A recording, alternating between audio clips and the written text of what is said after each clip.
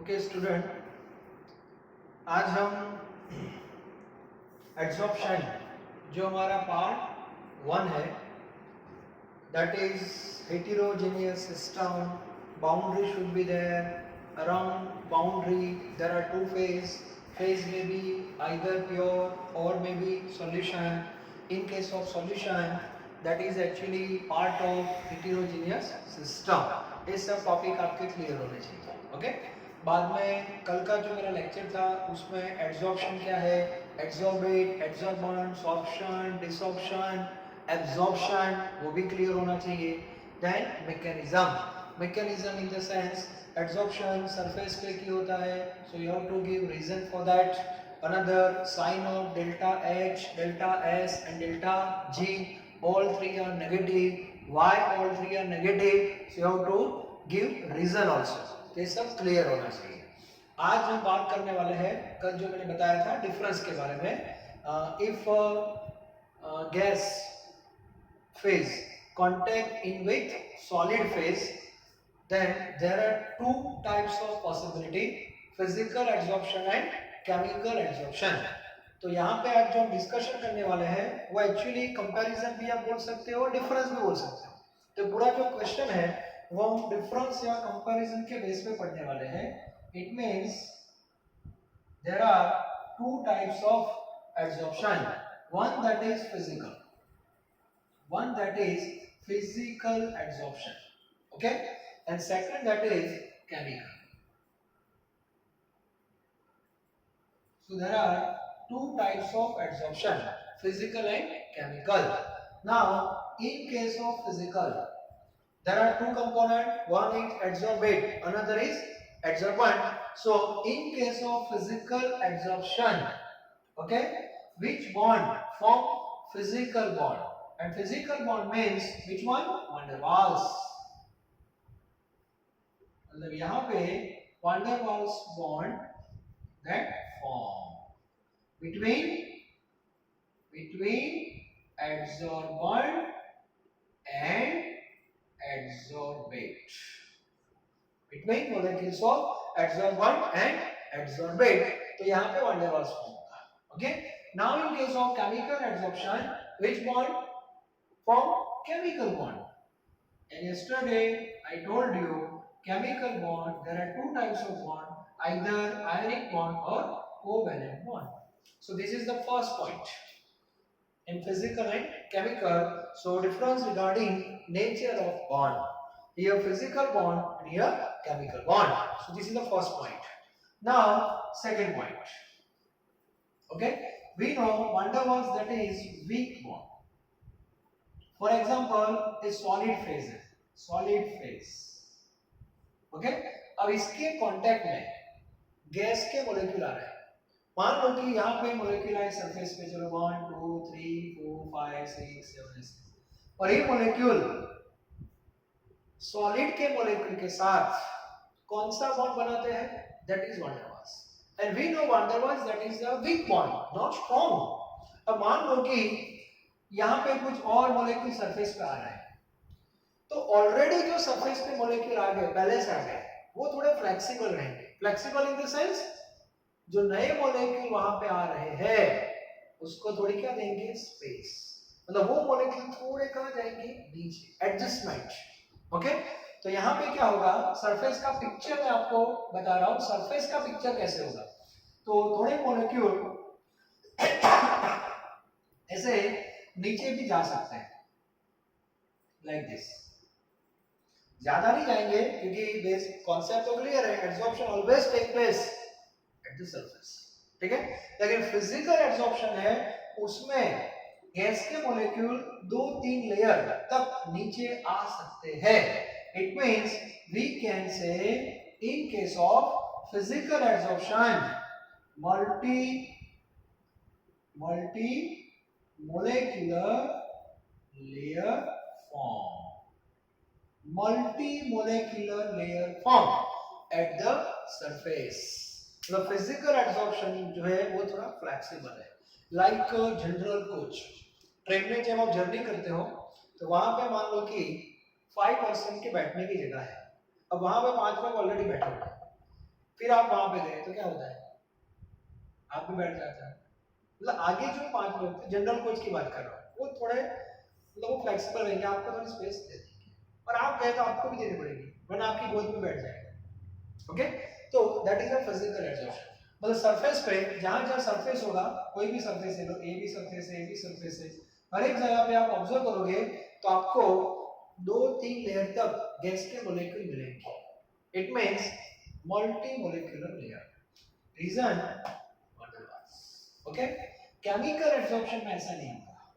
Suppose ये solid phase है, okay, अब कोई भी मॉलिक्यूल मान लो कि यहाँ पे आ गया सरफेस पे फर्स्ट, तो कौन सा बॉन्ड बना देगा, chemical bond, that is very very strong. अब मान लो कि सारे मॉलिक्यूल यहाँ पे आ गए, सरफेस पे आ गए, चलो अब देखो क्या होगा। अब ये बॉन्ड तो कैसा है, स्ट्रॉन्ग है। अब मान लो कि दूसरा का मॉलिक्यूल सरफेस से बाद में आ रहा है, तो उसको जगह मिलेगी नेवर। तो इसीलिए ये रिजर्वेशन कोड जैसा है, ठीक है। तो यहाँ पे सरफेस का जब आप स्टडी करोगे तो पिक्चर क्या होगी पता है, single layer of gas that will form at the surface. So you can say here unilayer, unilayer molecular, unimolecular layer भी आप बोल सकते हो, ठीक है।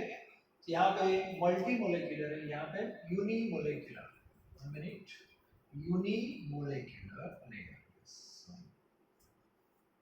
That will form. ओके, तो सरफेस का जो आप स्टडी करोगे तब ये पिक्चर क्लियर होगा। तो पॉइंट जो है मल्टी और यूनि ऐसा क्यों हुआ, उसका रीजन है nature of bond, here weak bond and here strong bond. Now yesterday I told you adsorption, that is a exothermic process. Exothermic means heat energy that will released, और एक chemistry का common concept है, जितना bond strong होगा उतनी energy ज्यादा release होगी compare two weak bond. तो यहाँ दोनों ही केस में एनर्जी क्या होगी, रिलीज होगी। तो फिजिकल की कंपेयर में केमिकल में एनर्जी ज्यादा रिलीज होगी। So numerically in case of physical absorption 20 to 40 kilojoule per mole heat that will released.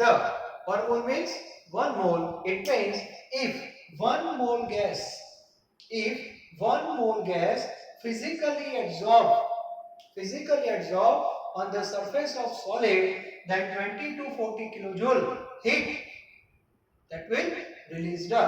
Now if you convert into change delta H, then in terms of delta H value, that is -20 to -40.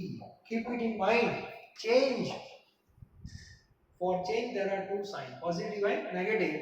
पर exam में आपको बताया change की sign क्या होती है, negative. तो exam में क्वेश्चन अच्छी तरह पढ़ना, how much energy released, then answer is 20 to 40। But question regarding change in enthalpy, then you have to write -20 to -40. You have to replace. Clear? Okay. Now in chemical, this is a strong bond. So here 80 to 240 kilojoule per mole energy released if gas chemically absorbed. How much gas per mole means 1 mole. So this is a mathematical data regarding energy. Now fourth one, physical absorption occurs at low temperature. Physical होगा low temperature पे, if you increase temperature then absorption will decrease. तो physical absorption के लिए temperature low होना चाहिए। Now for chemical absorption it require high temperature because chemical bond, और उसके लिए एक एनर्जी चाहिए, एक्टिवेशन एनर्जी। वो केमिकल काइनेटिक्स आप पढ़ोगे तब ये कॉन्सेप्ट आपका ज्यादा क्लियर होगा। ओके, तो यहाँ पे हाई टेम्परेचर की रिक्वायरमेंट है for chemical absorption. Okay, then number 5, physical absorption that is reversible. Reversible in the sense, मान लो कि कोई गैस सरफेस पे आ गया, फिजिकल एब्जॉर्ब हो गया, अब आपको उसको वापस भेजना है, तो भेज सकते हो। There are 2 options. Okay, first option, that is increasing temperature or decreasing pressure.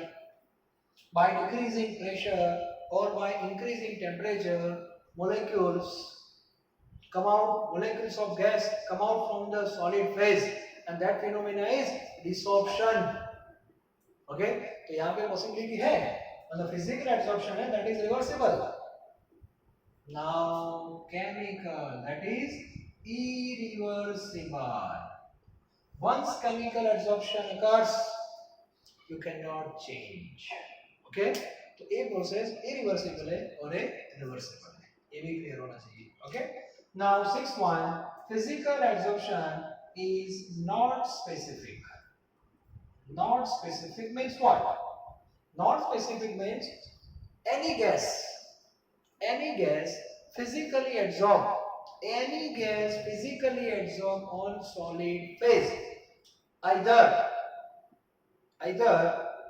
more or less. कोई भी गैस फिजिकली एब्जॉर्ब होगा, हाँ ज्यादा भी हो सकता है, कम भी हो सकता है, बट होगा, that is fact. Therefore it is not specific, but chemical absorption, that is highly specific.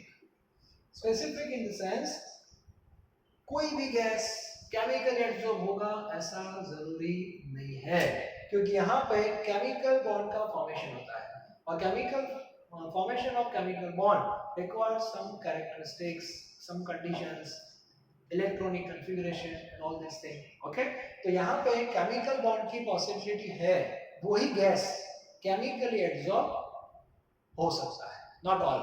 Clear? तो specific, ये general course है, कोई भी बढ़ सकता है. Okay? Reservation charge, इसके पास reservation ticket है, वही बढ़ सकता है. That is highly specific. Clear? Okay. Now, no need of activation energy. ये वर्ड मैंने आगे आपको बताया, काइनेटिक्स में आपका क्लियर होगा. एक्टिवेशन एनर्जी जो है, that is minimum energy required for the reactant to take part in chemical reaction. मतलब एक्टिवेशन एनर्जी वर्ड है, that is related with reactant. A reactant convert into product, and that deals with chemical reaction. Now we know this is physical process, not chemical.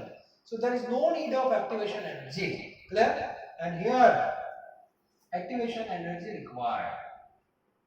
Activation energy required. तो इतने जो points है वो आपको पता होना चाहिए, और बाद में एग्जांपल पार्ट 1 आपका जब कंप्लीट होगा तो आपके सामने बहुत सारे एग्जांपल आने वाले हैं. लास्ट पॉइंट में एप्लीकेशन के बेस पे भी आप देख लेना.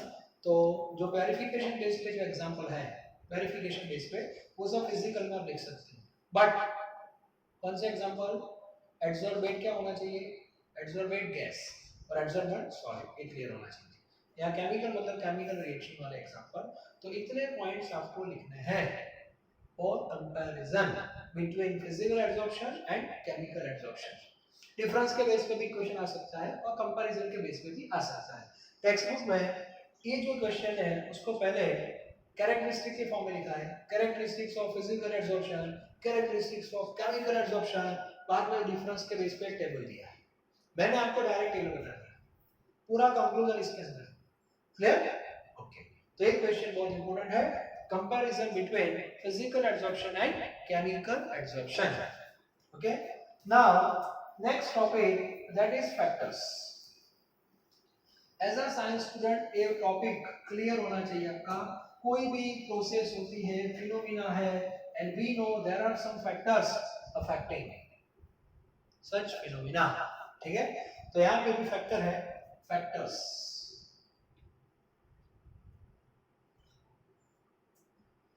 फिर से बात कर रहा हूं मैं, एज अ एब्जॉर्बेट गैस और सॉलिड.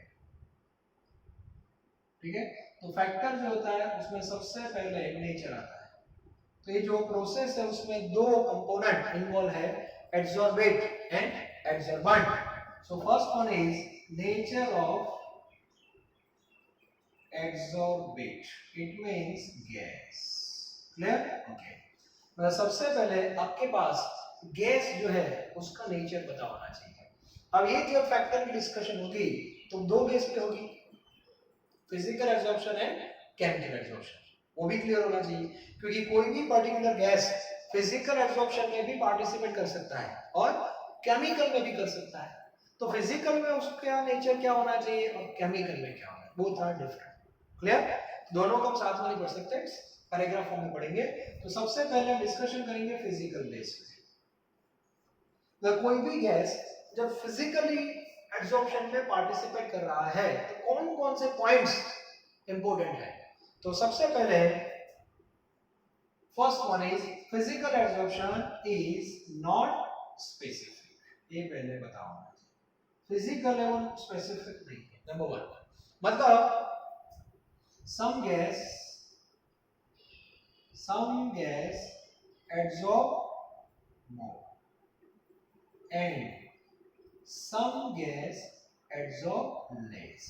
फर्स्ट वन हो गया, मतलब कुछ गैस का एब्जॉर्प्शन ज्यादा होगा, किसी का कम होगा, मतलब होगा वो फैक्ट है, हाँ, किसी का ज्यादा या किसी का कम। तो यहाँ पे एक क्वेश्चन आएगा कि सर ज्यादा किसका होगा और कम किसका होगा, तो उसका मैं आंसर दे रहा हूं।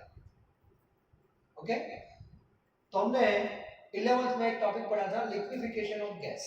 तो गैस का नेचर है। ओके, तो जिसका लिक्विफिकेशन इजी हो जाता है, ओके, इजी लिक्विफिकेशन,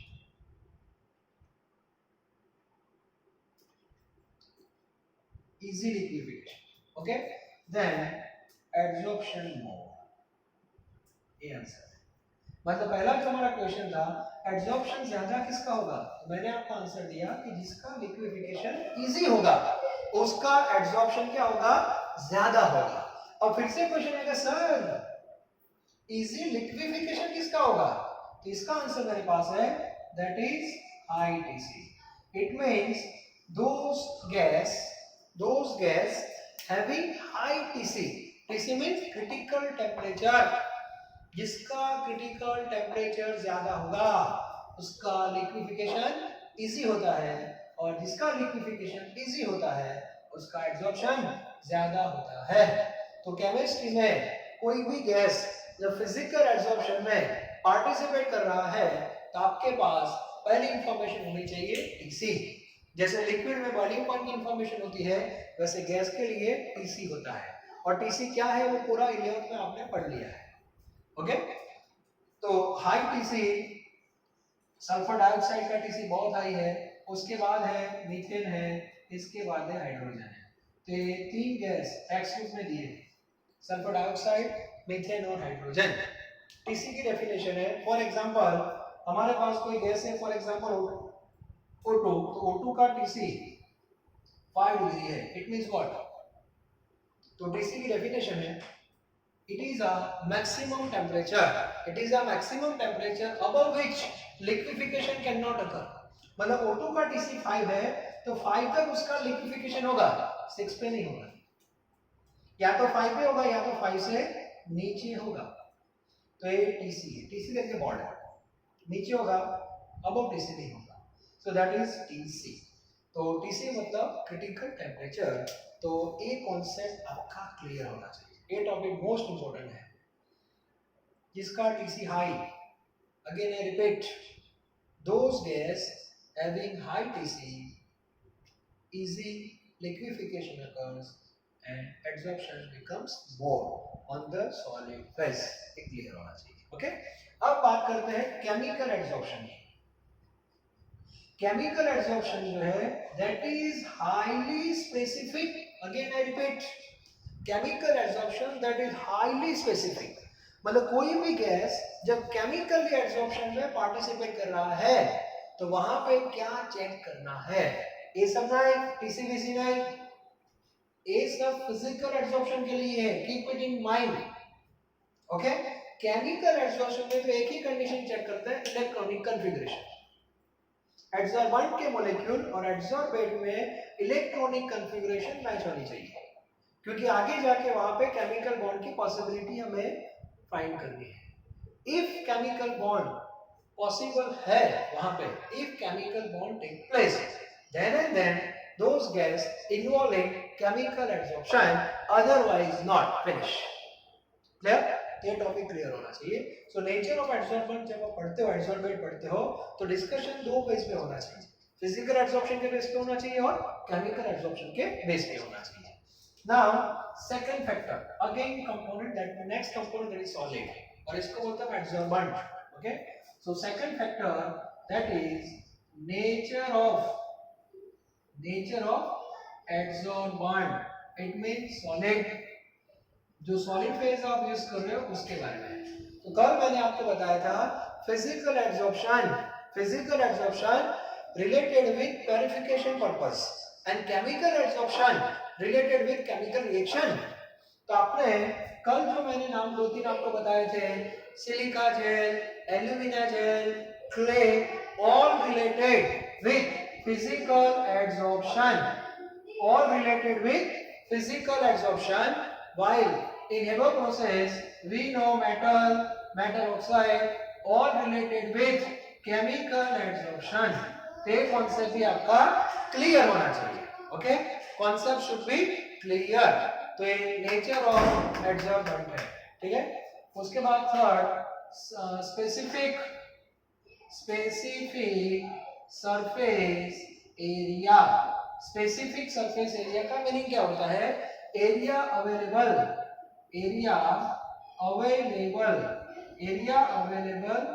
बाय 1 ग्राम सब्सटेंस, 1 ग्राम। आपके पास 1 ग्राम एड्सॉर्बेंट है, कितना? 1 ग्राम। तो 1 ग्राम में से कितना एरिया आपको मिल रहा है, that is called specific area. और आपको भी पता होना चाहिए, ब्लॉक फॉर्म में आप एड्सॉर्बेंट यूज करो या पाउडर फॉर्म में यूज करो तो ज्यादा आपको एरिया कौन देगा? That is powder form, not block form.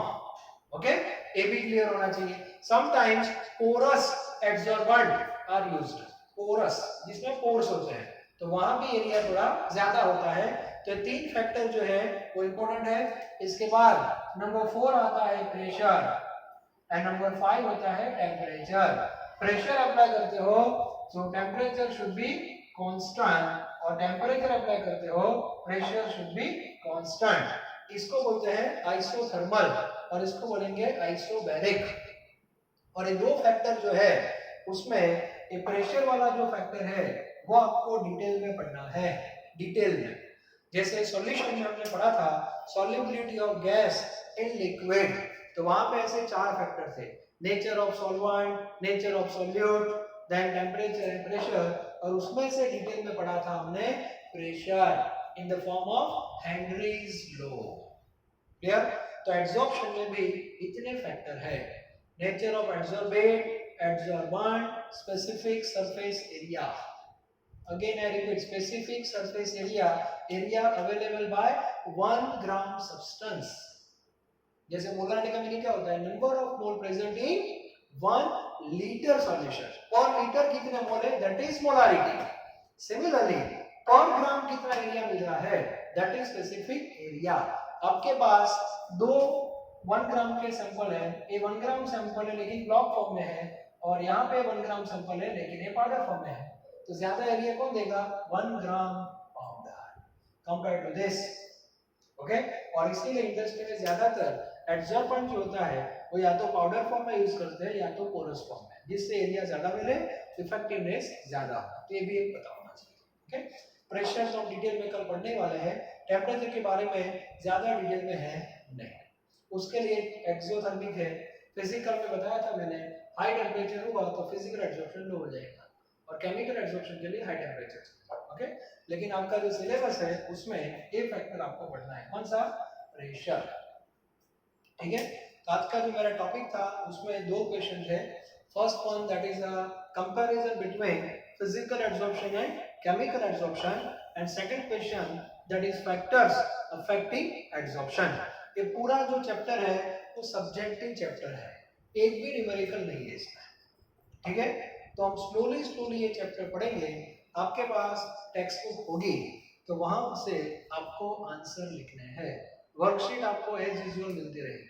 ठीक है, लेकिन इसके जो आंसर है वो आपको टेक्स्ट बुक में से ही लिखने पड़ेंगे, इसीलिए टेक्स्ट बुक की लाइन भी आपको पढ़नी है। क्लियर? तो अब तक ये जो हमारा पार्ट 1 है दैट इज एड्सॉर्प्शन, कल हम एक फैक्टर पढ़ने वाले हैं, और अब तक एड्सॉर्प्शन के 3 क्वेश्चन आपके हो गए। One that is mechanism of adsorption, second that is comparison between physical adsorption and chemical adsorption, And third one, that is the factors affecting adsorption. In that, nature of adsorbate, that is an important factor. Nature of gas, उसमें ये जो concept है TC वाला वो important है, but keep it in mind, these contain related only with physical adsorption, not with chemical adsorption. Clear? Okay. Thank you very much.